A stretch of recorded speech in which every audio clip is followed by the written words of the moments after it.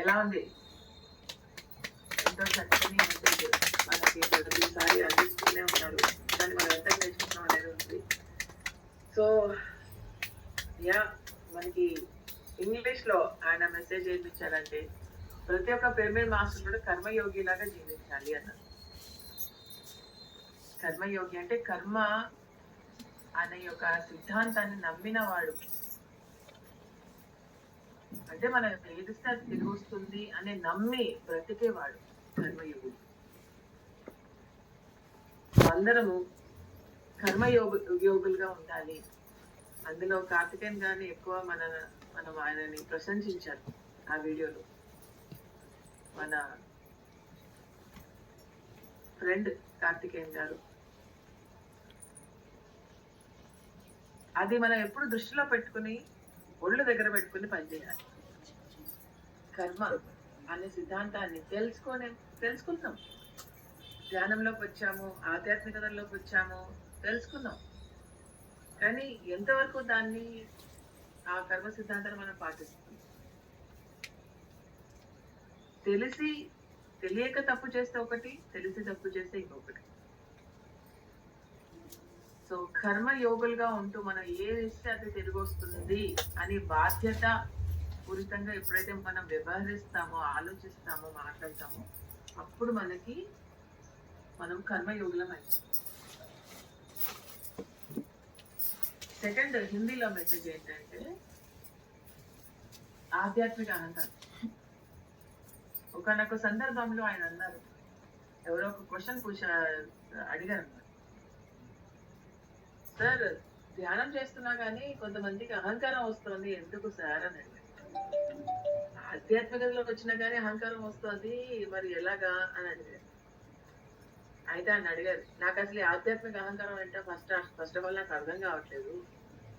ఆధ్యాత్మికత అంటేనే నిరహంకారం. అహంకారం ఉంది అంటే ఇంకా మనం ఆధ్యాత్మికతలకు రానట్టే అని అన్నారు.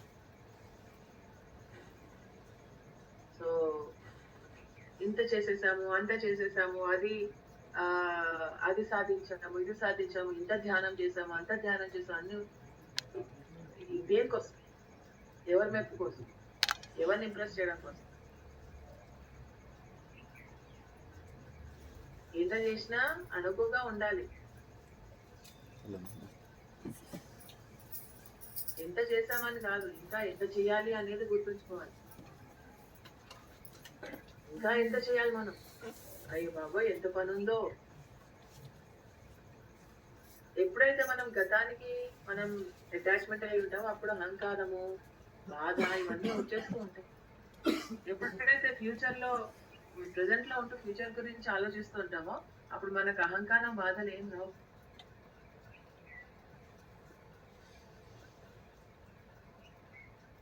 ఎంత చేసామనేది అంటే ఇంకా ఎంత చేయాలి, ఇంకా ఏమేమి పనులు చేయాలి, ఇంకా చాలా ఉంది, కొండంత ఉంది.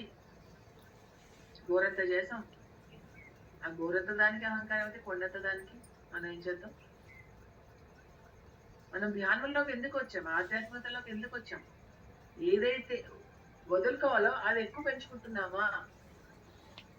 మనం వదులుకోవడానికి వచ్చామా, ఇంకా పెంచుకోవడానికి వచ్చామా? అంటే ధ్యానంలో ఉంటూ పెంచుకుంటున్నామా, తగ్గించుకుంటున్నామా అనేది ఒకసారి ఆలోచించాలి. ఏదైతే వదులుకోవడానికి ధ్యానంలోకి వచ్చామో అది పెంచుకుంటున్నామా అనేది ఒక్కసారి ఆలోచించాలి మై డియర్ ఫ్రెండ్స్. ప్రాపంచికల దేశంలో మన లోకల్లో ఉంటూ కూడా మనం అహంకారం ఉండొచ్చు, కానీ ఎప్పుడైతే ఆధ్యాత్మికలో వస్తామో, ధ్యానంలో వస్తామో, ఏదైతే వదులుకోవడానికి వచ్చామో అది వదులుకుంటున్నామా లేదా? వదులుతున్నామా లేదా? వదిలించుకుంటున్నామా లేదా? లేదా ఇక్కడికి వచ్చి అదే ప్యాటర్న్ రిపీట్ అవుతుందా? అందరూ నన్ను గుర్తించాలి, అందరూ నాకు ఇంపార్టెన్స్ ఇవ్వాలి, నేను గొప్ప, నేనే గొప్ప, వద్దు అని ఆయన హిందీలో మెసేజ్ ఇచ్చారు. తెలుగులో మనకి చెప్పాల్సిన అవసరం లేదు. అందరికీ అర్థమై ఉంటుంది. అర్థమైందని అనుకుంటున్నాను. ప్రాక్టీస్. సో అహంకారం ఎప్పుడు మనకు ఉండకుండా ఉంటుంది. ఎప్పుడైతే ధ్యానం చేస్తూ ఉంటామో, స్వాధ్యాయం చేస్తుంటాము, సజన సంగతి చేస్తుంటాము, అప్పటిదాకా మనకి అహంకారం రాకుండా మనం చూసుకోవాలి. అది పెద్ద ట్రాప్. అది ఆ ट्रैप లో మనల్ని మనం పడేసుకోకూడదు. तो मेरे प्यारे दोस्तों, आज हमने बहुत सारी अच्छी మెసేజెస్ हमने सुनी है. ఒక మంచి పుస్తకం దొరికిందండి మీకు, మీతో షేర్ చేసుకుందాం అనుకుంటున్నాను. तो आज कर्मयोगी के बारे में हमें बताया है पतंजलि ने इंग्लिश में. तो उसमें बोले हैं कि हर एक पीएसएसएम मास्टर को कर्मयोगी बननी चाहिए, जैसे कार्तिकेयन जी हैं. और दूसरा जो मैसेज है हिंदी में बोल रहे हैं कि किसी को भी आध्यात्मिक अहंकार नहीं होना चाहिए. जो हम छोड़ने के लिए यहाँ पे आए हैं वो हम अपने आप में बढ़ा रहे हैं, ये सोचना चाहिए. हम छोड़ने के लिए आए हैं या फिर बढ़ाने के लिए आए हैं अपने आप को. हमने ये किया है, वो किया है, उतना किया है, इतना ध्यान किया है, ये सब, ये जो अहंकार हमें छोड़ना है या फिर बढ़ाना है. आध्यात्मिकता के आने के बाद, ध्यान में आने के बाद. और तीसरा मैसेज तेलुगु में ये था कि प्रैक्टिस बहुत होनी चाहिए. ध्यान हो, स्वाध्याय हो, सज्जन सांगत्य हो, प्रैक्टिस करते रहना चाहिए. सभी से सीखते रहना चाहिए. तभी हमें मालूम पड़ेगा कि हमें कितना पता है और हमें कितना जानना होगा, कितना काम करना है. जितना पीछे देखोगे उतना ही दुख और अहंकार आएगा हमारे अंदर. जितना हम प्रेजेंट में रह के आगे जाके सोचेंगे फ्यूचर के बारे में, तो हमें अहंकार और बाधा की कोई गुंजाइश नहीं होगी. So my dear friends, my dear masters, my dear gods, we have learned from Patriji today how to be a karma yogi who believes in the karma, and who acts according to the law of karma. That is a karma yogi. And the second message is in Hindi, which he says spiritual ego. Nobody should have spiritual ego. Once you come into spirituality, whatever you shed, whatever you have come to shed, we should not build upon ourselves. There's nothing called as ego when you come into spirituality. When you come into meditation, you have to shed all those things. Instead, we are building that into ourselves, into our systems. And the third message, which is in Telugu, he says, we have to practice and practice and practice what? Meditation, reading books, and sharing your experiences, learning from masters. That is what we have to practice. So ఇవాళ కొంచెం time ఉంటే ఇది నేను మీతో share చేద్దాం అనుకుంటున్నాను. యశస్వి ఓకేనా?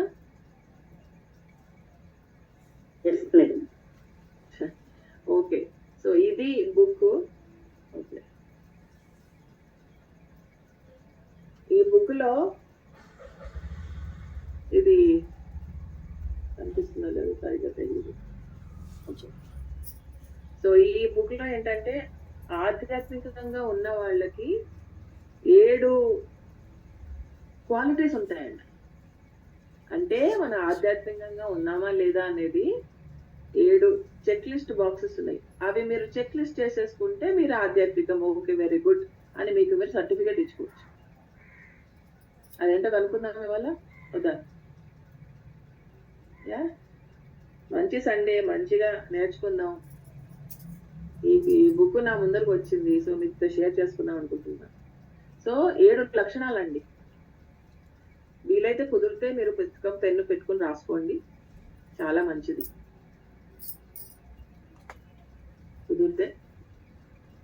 కుదిరితే వీడియోస్ కూడా ఆన్ చేసుకోండి.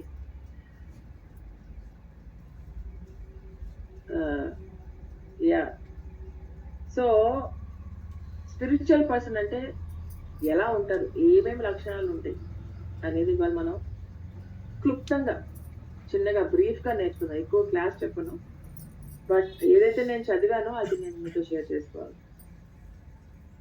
So first characteristic, first quality ఏంటంటే ఎప్పుడు కూడా ఒక ఆధ్యాత్మిక మనిషి కంటిన్యూస్ గా కష్టపడుతూ ఉంటాడు, పర్ఫెక్షన్ కోసం కష్టపడుతూ ఉంటాడు, పాటు పడుతూ ఉంటాడు, అది కృషి చేస్తాడు. మేడం ఎస్, ఇది ఎందువల్ల అనేసి మీరు పాయింట్స్ ఇవ్వండి, దీన్ని షార్ట్ లాగా కట్ చేసి అప్లోడ్ చేద్దాం. ఎందువల్ల అంటే మీరు ఇప్పుడు పాయింట్స్ చెప్తున్నారు కదా, అది స్టార్టింగ్ నుంచి చెప్పండి, ఎందుకు దీన్ని చేయాలి అనేది. ఇది షార్ట్ లాగా కట్ చేస్తాం. ఓకే, ఇంకా ఎక్కువ మందికి రీచ్ అవుతుంది. డన్. సో మనకి ఇవాళ నేర్చుకుందాం అంటే 7 లక్షణాలు. అసలు ఆధ్యాత్మికం అంటే ఏంటి, ఆధ్యాత్మికంగా ఎందుకు ఉండాలి, అసలు ఆధ్యాత్మిక మనుషులకు ఉండాల్సిన లక్షణాలు ఏంటి అనేది 7 లక్షణాలు ఉన్నాయి. అవి ఇవాళ మనం నేర్చుకున్నాం. సో ఎందుకు నేర్చుకోవాలంటే, ఎందుకంటే మనం ధ్యానం చేస్తున్నాం కాబట్టి, ఆధ్యాత్మిక వైపు మనం వెళ్తున్నాం కాబట్టి, ఆ ప్రయాణం మనం దాంట్లో ఉన్నాం కాబట్టి ఇది చెప్పాలి మనం. సో ఫస్ట్ లక్షణం ఏంటంటే, ప్రతి ఒక్క మనిషి కూడా ఎవరైతే ఆధ్యాత్మికంలో ఉన్నారో వాళ్ళందరూ కంటిన్యూస్ గా కృషి చేస్తుంటారు. దేని వైపు? పర్ఫెక్షన్ వైపు,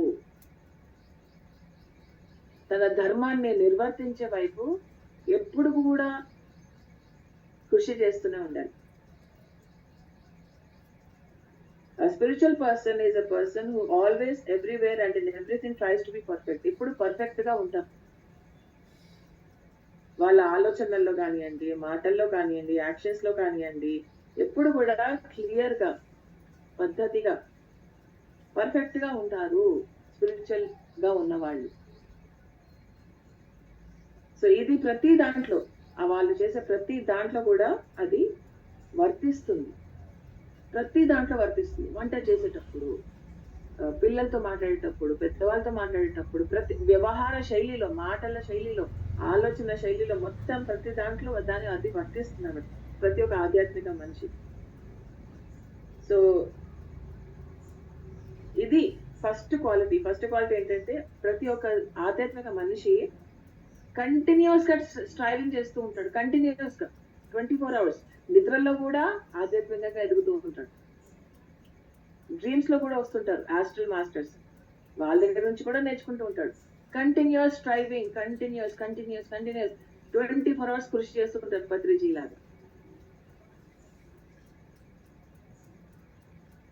మనం కొంచెంసేపు కృషి చేసి ఇంకా చాలా ఆధ్యాత్మికత చాలా అయిపోయింది, ఇంకా ప్రాపంచికంగా మనం చూద్దాం. ఏది కూడా ఆధ్యాత్మికం కానిది ఏం లేదు. ఇది ప్రాపంచికం, ఇది ఆధ్యాత్మికం, డివిజన్ లేదు, అంతా ఆధ్యాత్మికమే. We are all spiritual beings having a human experience.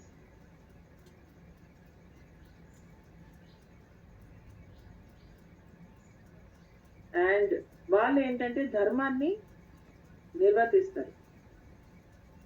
ధర్మం అంటే ఏంటి? ధర్మం అంటే ఏంటి? మీరు ఏదైతే ఎంచుకుంటారో, ఏ క్షేత్రం అయితే ఎంచుకుంటారో అది మీ ధర్మము అని ఈ పుస్తకంలో రాసింది.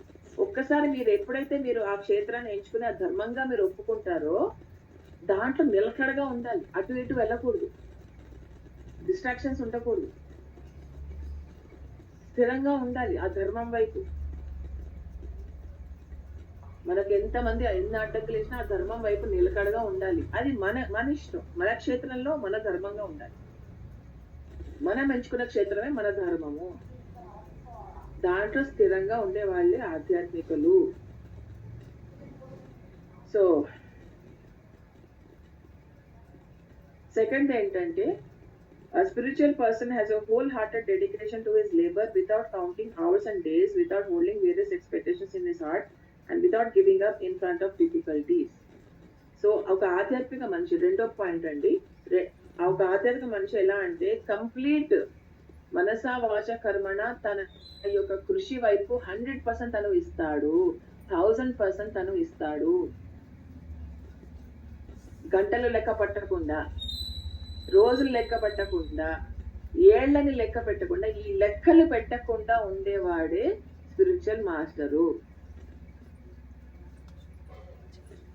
లెక్కలు పెట్టాడు, చేస్తూనే పోతాడు.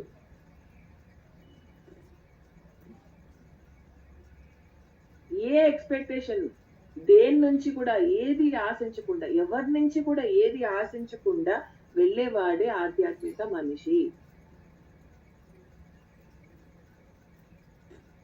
మూడో పాయింట్ ఈ రెండో పాయింట్లో ఏం చెప్పారంటే, ఎన్ని కష్టాలు వచ్చినా దృఢంగా నిలిచేవాడు. ఆ డెడికేషన్ లో ఎన్ని కష్టాలు వచ్చినా స్థిరంగా ఉండేవాడు, వాడే ఆధ్యాత్మికంగా ఎదుగుతాడు అని దీంట్లో రాశారు. సో బాగా మన కృషిలో డెడికేషన్ ఉండేవాళ్ళు, రోజులు గంటలు ఏళ్ళు లెక్క పెట్టని వాడు, ఏది ఎదుటి వాళ్ళ నుంచి దేని నుంచి ఆశించని వాడు, వదలని వాడు, కష్టాలు వచ్చినా వదలని వాడు. అది రెండవ పాయింట్ అండి. ఓకే, సో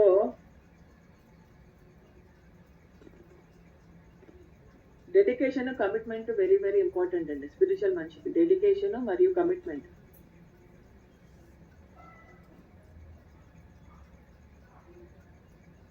మూడవ పాయింట్ ఏంటంటే, ఎప్పుడు కూడా ఒక ఆధ్యాత్మిక మనిషి తన ఆత్మ సాక్షికి అనుగుణంగా వెళ్తాడు. ఆత్మ సాక్షికి వ్యతిరేకంగా వెళ్ళేవాడు ఆధ్యాత్మిక మనిషి కాదు అని పుస్తకంలో రాసింది, నేను చెప్పట్లేదు, ఈ పుస్తకంలో రాసింది. సో ఎప్పుడు కూడా తన ఆత్మ సాక్షికి అనుగుణంగా తను పనిచేస్తాడు. హార్ట్ చెప్పేది, సోల్ చెప్పేది వింటూ వెళ్తాడు. దానికి అగేన్స్ట్ గా వెళ్ళడు, దానికి విరుద్ధంగా వెళ్ళడు. సో ఎప్పుడు కూడా ఆ టీచింగ్స్ కి ప్రకారము ఏదైతే మన హయ్యర్ మాస్టర్స్ ఉన్నారో వాళ్ళకు అనుగుణంగా పనిచేసేవాడు ఆధ్యాత్మిక మనిషి.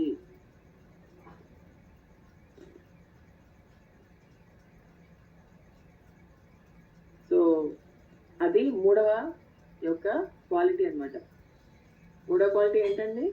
ఆత్మ సాక్షికి అనుగుణంగా వెళ్ళడం. ఓకే, సో మన టీచింగ్స్, మన ఏదైతే గురువుల teachings, higher masters teachings, meditation లో హయ్యర్ మాస్టర్స్ కి ఎప్పుడైతే మనం కనెక్ట్ అవుతాం, వాళ్ళ టీచింగ్స్ కి అనుగుణంగా మనం ఎప్పుడైతే మన జీవితాన్ని జీవిస్తామో అప్పుడు అతను ఆధ్యాత్మిక మనిషి, లేకపోతే ఆవిడ ఆధ్యాత్మిక మనిషి.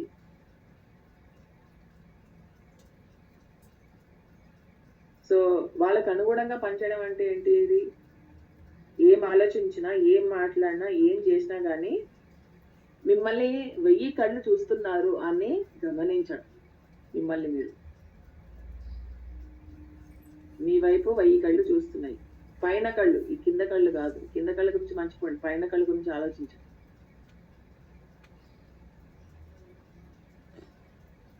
సో మనం ఏ డెసిషన్ తీసుకున్నా ఎలాంటి డెసిషన్ తీసుకుంటున్నాము అనేది ఒకసారి ఆలోచించాలి. నాలుగవది ఏంటంటే, a spiritual person has an inclusive and expanding approach to all issues of life. This means that he is broad-minded and tolerant, that he looks at all issues of life from many viewpoints. So నాలుగవ characteristic ఏంటంటే, ప్రతి ఒక్క విషయాన్ని కూడా వేర్పాటుతనం లేకుండా, inclusive అంటే అన్ని కలుపుకుని పోయేటట్టు ఉండాలి ఒక ఆధ్యాత్మిక మనిషి. తన చైతన్యం కూడా ఎక్స్పాండ్ అవుతూ ఉండాలి, కాంట్రాక్ట్ అవ్వకూడదు. సో దీని అర్థం ఏంటంటే, ప్రతిదీ కూడా బ్రాడ్ మైండెడ్ గా ఆలోచించాలి, నారో మైండెడ్ గా కాదు, చిన్న చిన్న బుర్రలతో కాదు.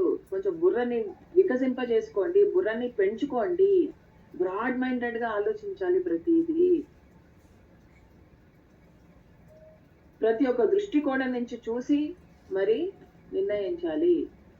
మీ యొక్క దృష్టికోణమే కాదు, ప్రతి ఒక్కళ్ళ దృష్టికోణం నుంచి అర్థం చేసుకుని వాళ్ళ దృష్టికోణాల నుంచి కూడా చూడగలిగే మనిషి ఆధ్యాత్మిక మనిషి. అర్థమవుతుందా my dear friends, my dear masters, my dear God's? అర్థం చేసుకోండి దయచేసి. ఆ ఆధ్యాత్మిక మనిషికి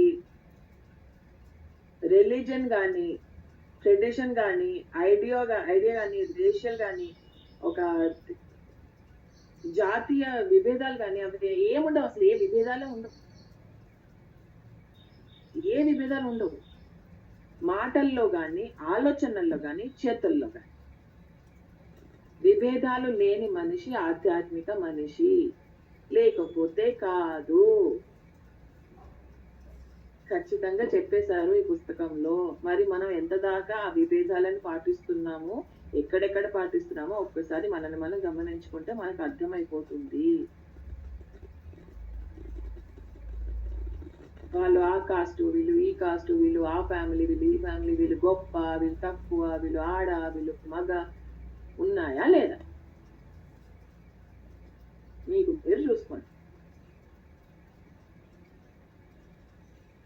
మనందరం ఆత్మలే అంటాం, కళ్ళు తెచ్చేసరికి ఆత్మలు కనిపించవు.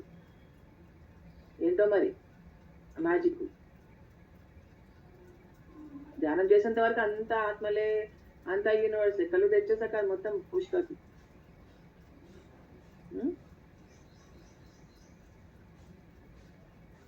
సో అది 4వది. మన ప్రతిది కూడా బయట ఏం చేస్తామంటే మన యొక్క మెజర్మెంట్ వల్లే మనం చేస్తాం. మన కళ్ళల్లో మెజర్మెంట్స్ ఏమున్నాయి, మన కళ్ళ బట్టి మనం ఎదుటి విన్నాము, కానీ ఎంతవరకు మనం అది తెలుసుకుంటున్నాం. సో అది 4వది. సో 5వది ఏంటంటే ప్రతిది కూడా 3 చట్టాల ప్రకారం వెళ్తాడు. ప్రతి ఒక్క ఆధ్యాత్మిక మనిషి 3 చట్టాల ప్రకారం నడుచుకుంటాడు తన జీవితాన్ని. ఆ 3 చట్టాలు ఏంటంటే, ఒకటి law of cause and effect, అంటే కారణం ఫలితం యొక్క చట్టాన్ని పాటిస్తుంటాడు. అది కర్మ. ఇందాక పత్రిజీ అన్నారు కదా, కర్మయోగిగా ఉండాలి, పని చేస్తూ ఉండాలి. సో ఫస్ట్ చట్టం ఏంటంటే law of cause and effect, అంటే లా ఆఫ్ కర్మ. ఆ కర్మ యొక్క చట్టాన్ని పాటిస్తూ ఉండాలి ఆధ్యాత్మిక మనిషి. రెండో చట్టం ఏంటంటే పునర్జన్మ యొక్క చట్టాన్ని పాటిస్తుండాలి. మళ్ళీ జన్మ తీసుకుంటాము, జన్మ తీసుకుంటామో లేదో తెలీదు, ప్రతి ఒక్క మనిషి బట్టి ఉంటుంది అది. కానీ ఆ పునర్జన్మ అనే చట్టాన్ని మనం పాటిస్తూ వెళ్ళాలి అని అంటున్నారు. మూడవ చట్టం ఏంటంటే సింథసిస్, అంటే కూడగట్టుకుని వెళ్ళడం, అందరి గురించి ఆలోచించడం, అందరినీ కలిపి చెయ్యడము. మనం ఏం చేసినా మనము కూడుకుని ఉండడం, మనసా వాచ కర్మణ ఒకటే ఉండాలి. రెండోది ఏంటంటే అట్రాక్షన్. మూడోది ఏంటంటే ఎకానమీ, అంటే పొదుపుగా ఉండడం. ఓకే, సో ప్రతిది కూడా మనము ఏం చేసినా మనకు అదే వస్తుంది అని చెప్పి తెలిసినప్పుడు ఇంకా మనం ఎందుకు పాటించట్లేదు మన జీవితంలో, మన నిజ జీవితంలో, మన ఆధ్యాత్మిక జీవితంలో, మన ప్రాపంచిక జీవితం.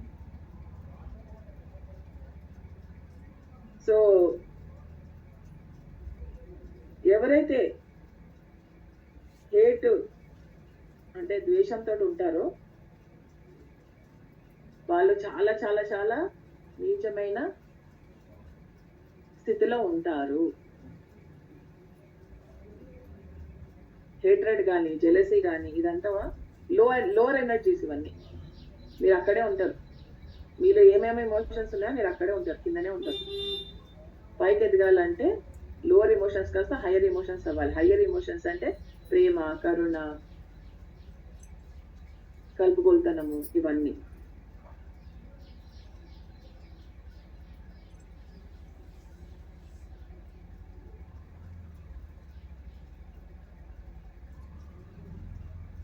సో లా ఆఫ్ ఎకానమీ అంటే ప్రతి దాంట్లో పొదుపుగా ఉండాలి. టైంలో కానీ, ఎనర్జీలో కానీ, మనీలో కానీ, ఏదైనా కానీ పొదుపుగా వాడుకోవాలి. పొదుపుగా వాడుకోలేని వాడు మా ఆధ్యాత్మిక మనిషి కాదు అని ఇక్కడ చెప్తున్నారు. ప్రతిదీ కూడా పొదుపుగా ఉండాలి, పొదుపుగా ఆలోచించాలి, పొదుపుగా మాట్లాడాలి, పొదుపుగా జీవించాలి. ప్రతి దాంట్లో ఎకానమికల్ గా ఉండాలి. సో లా ఆఫ్ అట్రాక్షన్, మనం ఏం అట్రాక్ట్ చేయాలండి? బ్యూటీని అట్రాక్ట్ చేయాలి, మంచితనాన్ని అట్రాక్ట్ చేయాలి, ఫ్రీడమ్ని అట్రాక్ట్ చేయాలి, ఆనందాన్ని అట్రాక్ట్ చేయాలి. కానీ మనం ఏం అట్రాక్ట్ చేస్తున్నాం ఒకసారి అది గమనించుకోండి. మనం ఏం అట్రాక్ట్ చేస్తున్నామో దాన్ని బట్టి మనం తెలుసుకోవచ్చు మనం ఆధ్యాత్మికమా కాదా అనేది.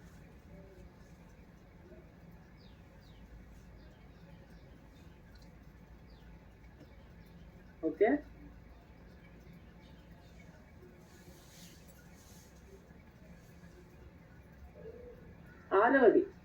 ఆరవ పాయింట్ ఏంటంటే ఆ స్పిరిచువల్ పర్సన్ ఎవరైతే ఉంటారో he lives in the realization that he is an immortal spiritual being charged with the power of unlimited creativity. మనము శాశ్వతము అని తెలుసుకున్న వాడు ఆధ్యాత్మిక మనిషి. వీఆర్ ఇమ్మోర్టల్, మనకి చావు ఉండదు, మనం అమరులం అని ఎప్పుడైతే మనం తెలుసుకుంటామో అప్పుడే మనం ఆధ్యాత్మిక మనుషులము. సో క్రియేటివిటీ అంటే సృజనాత్మకము, సహసృష్టికర్తలము అని తెలుసుకున్నప్పుడు మనము ఆధ్యాత్మిక మనుషులం అని చెప్పేసి ఈయన అంటున్నారు. అలా ఉన్నప్పుడు ఒక ఆధ్యాత్మిక మనిషి ఎలా ఉంటాడంటే దేనికి అటాచ్మెంట్ ఉండదు, ఎవరి పట్ల అటాచ్మెంట్ ఉండదు. అలాంటి వాడు ఆధ్యాత్మిక మనిషి.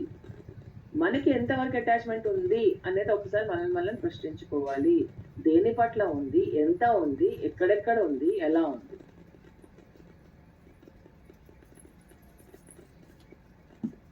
అటాచ్మెంట్. సో ఏదన్నా పరిస్థితికి అటాచ్మెంట్ అయితే అది మారకూడదు అని అటాచ్మెంట్ ఉంటుంది. ఇది బాగుంది, ఇది మారకూడదు, అది అటాచ్మెంట్. మారకూడదు అని కూడా అటాచ్మెంట్ ఉంటుంది. పరిస్థితుల పట్ల కూడా అటాచ్మెంట్ ఉంటుంది మై డియర్ ఫ్రెండ్స్ అని ఇక్కడ అంటున్నారు వీళ్ళు.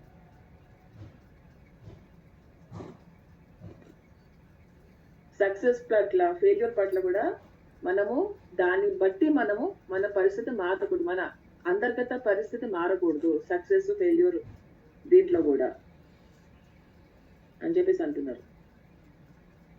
సో ఎప్పుడైతే మనం అమరులమని మనకు తెలుస్తుందో ఒక ఆధ్యాత్మిక మనిషి ఎలా ఉంటాడంటే బ్యాలెన్స్ తోటి కూడి ఉంటాడు, నిర్భయంగా ఉంటాడు, డిటాచ్డ్ గా ఉంటాడు, స్ట్రాంగ్ గా ఉంటాడు అండ్ ధైర్యంగా ఉంటాడు. సో ఏమేమి ఉంటాడండి? బ్యాలెన్స్డ్ గా ఉంటాడు, నిర్భయంగా ఉంటాడు, డిటాచ్డ్ గా ఉంటాడు, స్ట్రాంగ్ గా ఉంటాడు, ధైర్యంగా ఉంటాడు. ఇవన్నీ క్వాలిటీస్ ఒక ఆధ్యాత్మిక మనిషికి అని చెప్పేసి ఆయన అంటున్నారు.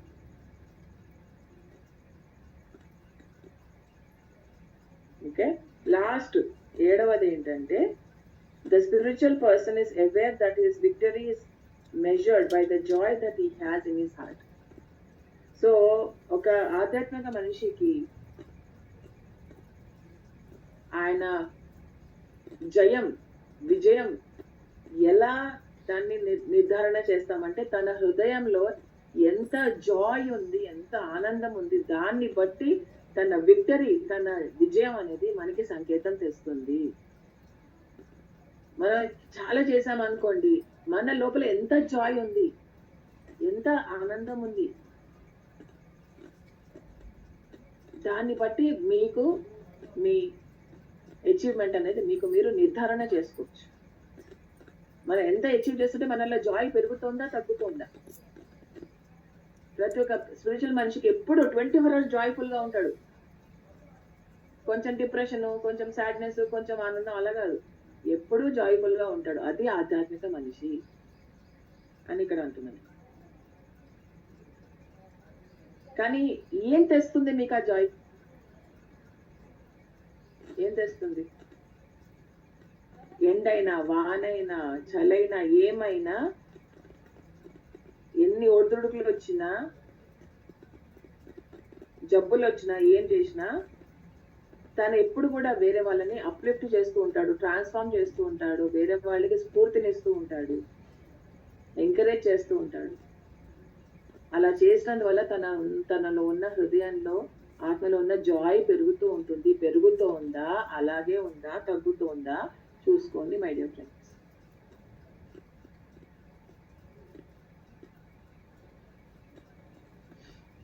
సో ప్రతి చిన్న దాంట్లో కూడా జాయిన్ చూసుకోవచ్చు మనం, ప్రతి చిన్న దాంట్లో కూడా ఆనందం పొందుకోవచ్చు. చిన్న వంట చేసాం, 10 మందికి పంచాం, ఎంత ఆనందం అండి. నలుగురికి ధ్యానం నేర్పించాం, ఎంత ఆనందం అండి.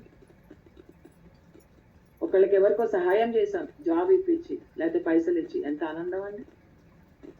అలా ఆనందాన్ని పంచుకుంటూ పోవాలి.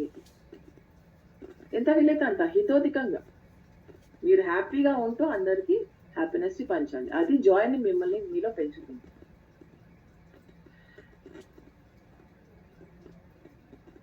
సో ఇవ్వండి 7 లక్షణాలు ఒక ఆధ్యాత్మిక మనిషికి ఉండవలసినవి. మరి మనకి ఎంత ఉన్నాయో ఏం లేవో ఇవంతా చెక్ లిస్ట్ మనకి. ఈ చెక్ లిస్ట్ ని మనం టిక్ చేసుకుంటూ పోవాలి. లాస్ట్ కి ఏంటంటే నేను తెలుసుకున్నది చెప్తున్నాను. ఒక ఆధ్యాత్మిక మనిషి అంటే ఎప్పుడు కూడా 365 days 24 hours ఎవరైతే ఆత్మ లెవెల్లో పనిచేస్తుంటారో వాళ్ళు ఆధ్యాత్మిక మనిషి. అంటే వ్యక్తిత్వం కాకుండా ఆధ్యాత్మికగా పనిచేయాలంటే ఆత్మ పరంగా ఎప్పుడైతే పనిచేస్తారో 24 hours 365 days వాళ్ళు ఆధ్యాత్మికము. మీరు ఆత్మగా ఆలోచిస్తున్నారా, ఆత్మగా మాట్లాడుతున్నారా, ఆత్మగా వ్యవహరిస్తున్నారా, లేకపోతే వ్యక్తిత్వం పర్సనాలిటీ లెవెల్లో చేస్తున్నారా, సోల్ లెవెల్లో చేస్తున్నారా, జీవిస్తున్నారా అనేది చూసుకుంటే మనకి నిర్ధారణ అయిపోతుంది మనం ఏ లెవెల్లో ఉన్నామో అనేది. మనం ఏ లెవెల్లో ఉన్నామో తెలిస్తే నెక్స్ట్ ఏ లెవెల్కి వెళ్ళాలో తెలుస్తుంది. ఫిజికల్ లెవెల్లో ఉన్నామా, ఎమోషనల్ లెవెల్లో ఉన్నామా, మెంటల్ లెవెల్లో ఉన్నామా, హార్ట్ లెవెల్లో ఉన్నామా, స్పిరిచువల్ లెవెల్లో ఉన్నామా అనేది మనకి మనం ఎప్పుడైతే తెలుసుకుంటామో నెక్స్ట్ ఎక్కడికి వెళ్ళాలి, నెక్స్ట్ ఏం చేయాలి అనేది మనకి క్లియర్ గా తెలుస్తుంది. మనకి ధ్యానం చేస్తుంటే క్లారిటీ పెరగాలి, కన్ఫ్యూజన్ కాదు. సో అది my dear friends, my dear masters, my dear God's, ఇవాళ ఎందుకో ఇవంతా షేర్ చేయాల్సుకోవాలనిపించింది. బాగుందని అనుకుంటున్నాను. సో ఈసారి మనం ఏదో నేర్చుకుంటూ ఉన్నాము, పాటిస్తూ ఉన్నాము. పాటించడం ఎక్కువ మనం ధ్యాస పెట్టాలి. నేర్చుకోవడం అనేది ఒక 30% అయితే ప్రాక్టీస్ చేయడం అనేది ఒక 70% మనం చేయాలి. సో ఎస్, అనంత గారు హ్యాండ్ రైజ్ చేశారు. చెప్పండి madam. Happy morning, ma'am. Once you read the first point in English, ma'am. First point in English, okay, done. Thank you, ma'am. Thank you. Yes.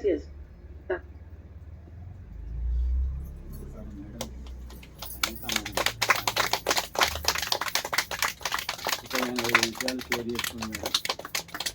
అది నాకు నేను మాత్రం మళ్ళీ చాలా నేర్చుకోవాలి, తెలుసుకోవాలి, పాటించాలి, ఆచరించాలి. ఒకసారి మనందరి గురువైన బ్రహ్మశ్రీ పితామహ పత్రిజీకి ధన్యవాదాలు ఇస్తున్నాను. నేను వర్ణమాల పత్రి మేడం కూడా ధన్యవాదాలు. మనకు ఇంతటి అవకాశం కల్పిస్తున్న నిర్మలా మేడము, వాళ్ళ కుటుంబ సభ్యులందరికీ మనం గట్టిగా ధన్యవాదాలు ఇస్తున్నాం.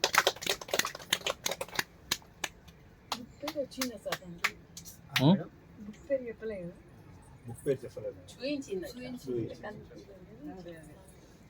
అయితే ఈరోజు మనం నిత్య ధ్యానంలో అందరం పాల్గొన్నందుకు మనం కూడా ఒకసారి తయారు చేసుకున్నాం.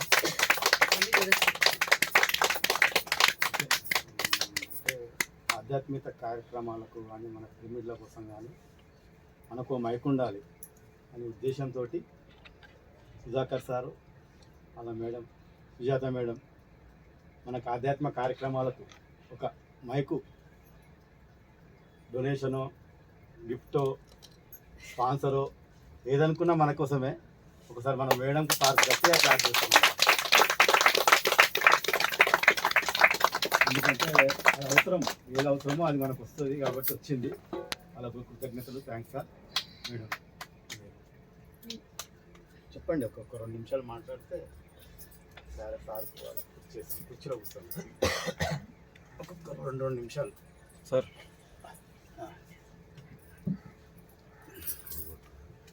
మేడం చెప్పిన పాయింట్లు కూడా యాడ్ చేసుకుంటూ మనం ఏం నేర్చుకోవాలి.